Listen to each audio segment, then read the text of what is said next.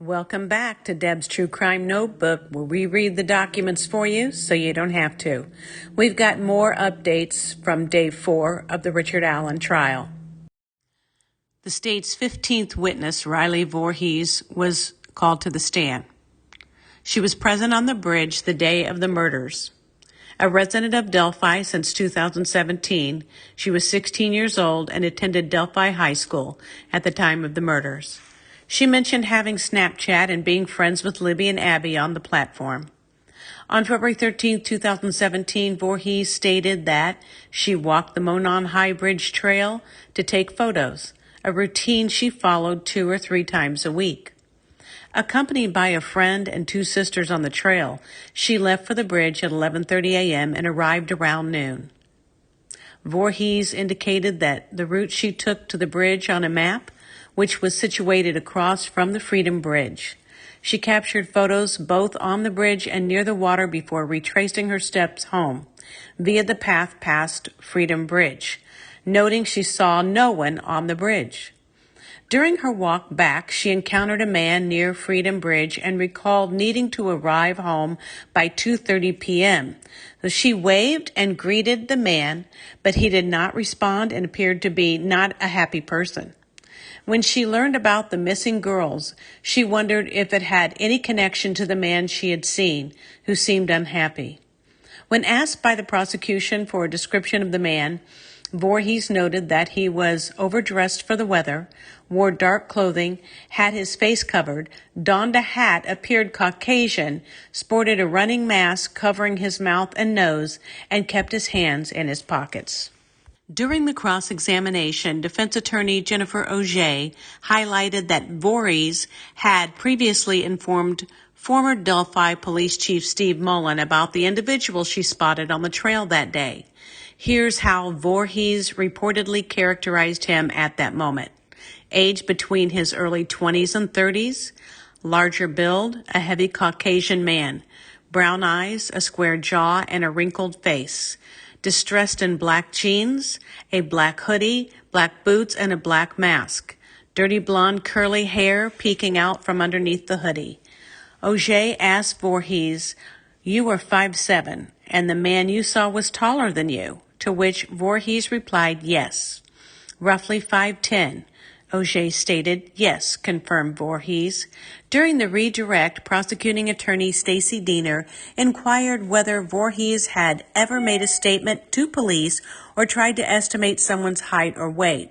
Voorhees responded, "No, I was certain that was the man I encountered. I can confidently say the person in the picture is the one I met." Auger then asked if the photo of the bridge guy had affected her memory, to which Voorhees replied, "Possibly, yes." State's 14th witness was Jeremy Chapman, Assistant Administrator, Indiana State Police. Jeremy Chapman, who retired 3 years ago as a forensic examiner, served with the Indiana State Police for over 30 years. His role at ISP included audio-visual technician and sergeant. Prosecuting attorney Nick McClellan questioned Chapman, who explained that he enhances media for the trier of fact. He described this process as turning a light on to improve visibility and using filters to enhance audio by reducing background noise. The 43-second video recovered from Libby's cell phone was played again, showcasing Libby and Abby along with a man in the background. To analyze the video frame by frame, Chapman applied a filter to enhance the visuals and aimed to capture the man's face at the end of the footage. He successfully extracted 3 frames from the video, which were converted into 3 photographs. Chapman's analysis of the video took place on February 16, 2017. He also improved the final part of the video where the man can be heard saying "down the hill," which was presented to the jury. During cross-examination, defense attorney Jennifer Auger inquired if Chapman possessed specialized skills in linguistics, hearing, or listening, to which Chapman answered no. State's 13th witness was Brian Booner. He's a digital forensic examiner with the Indiana State Police, and he has 24 years of service at the Indiana State Police. He's currently a lieutenant. Currently leads the digital Forensic Program, formerly known as the Cybercrime Unit, and his expertise lies in analyzing cell phones and computers.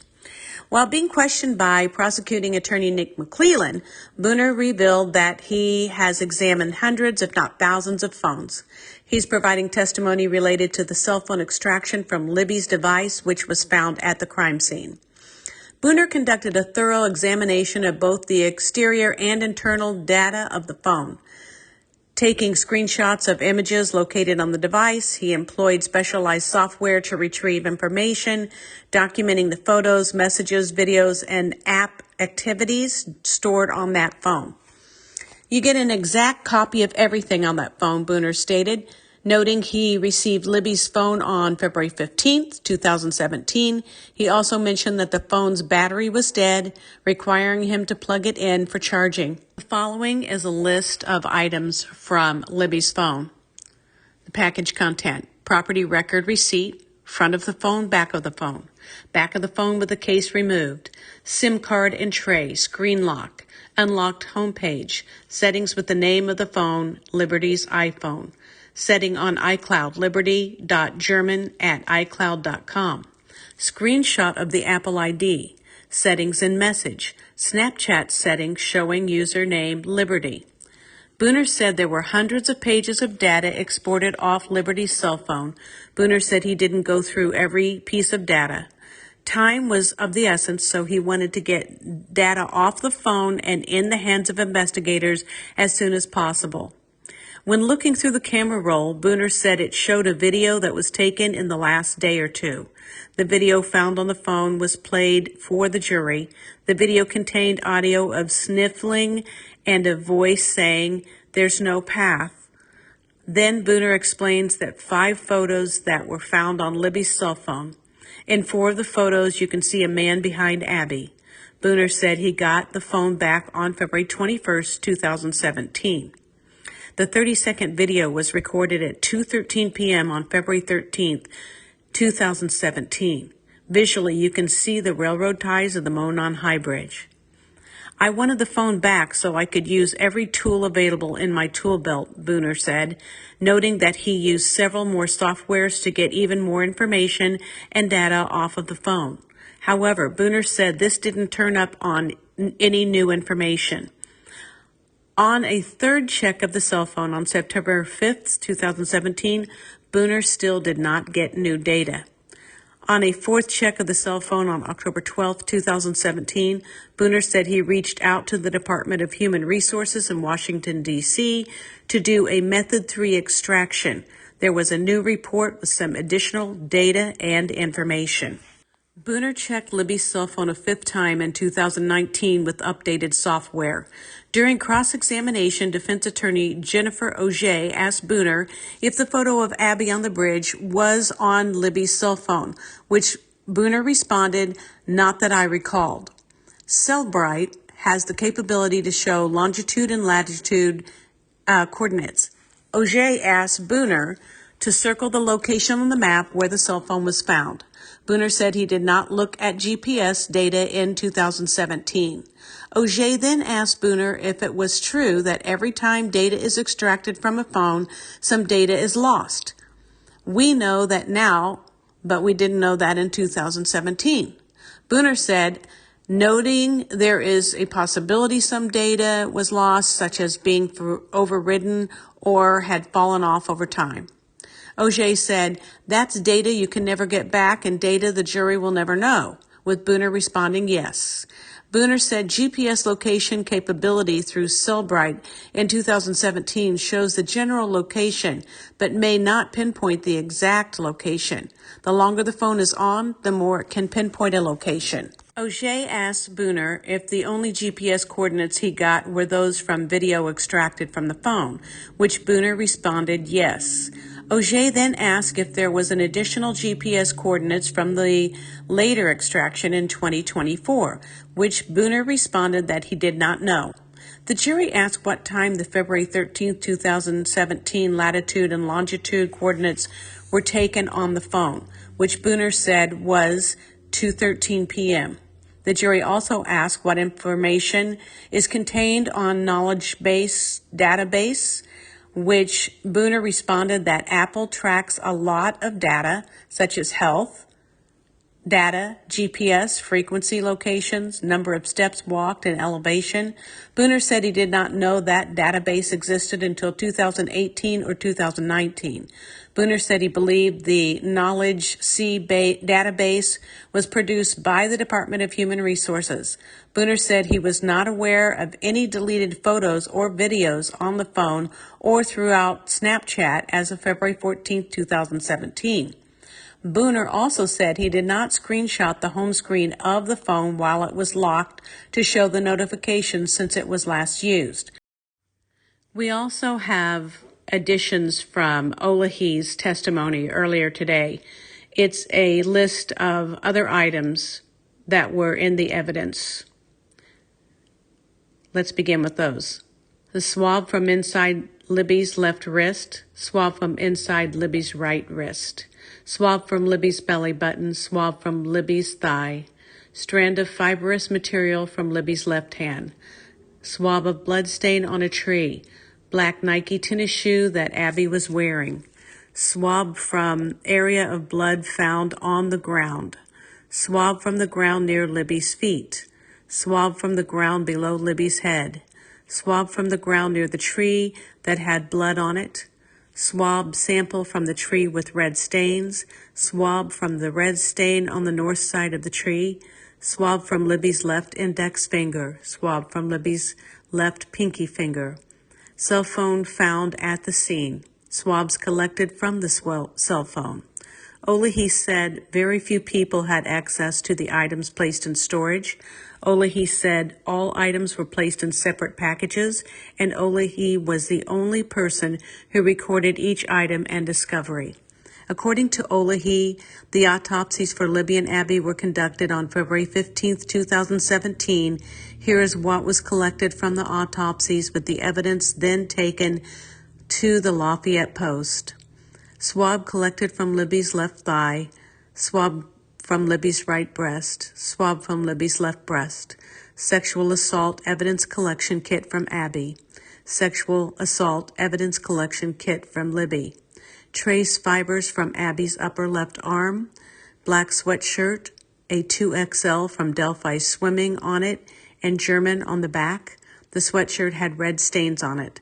Blue jeans, an extra large with red stains and dirt on them, gray cotton bra with red stains, pink sleeveless shirt, black bra with red stains.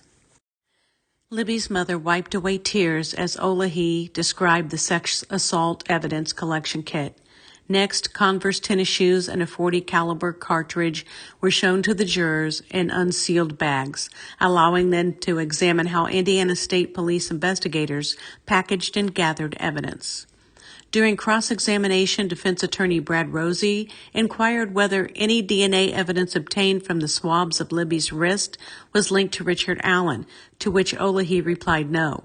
Rosie then questioned if Olahi was aware of any evidence from swabs taken from trees or the ground that connected to Allen, to which Olahi again answered no.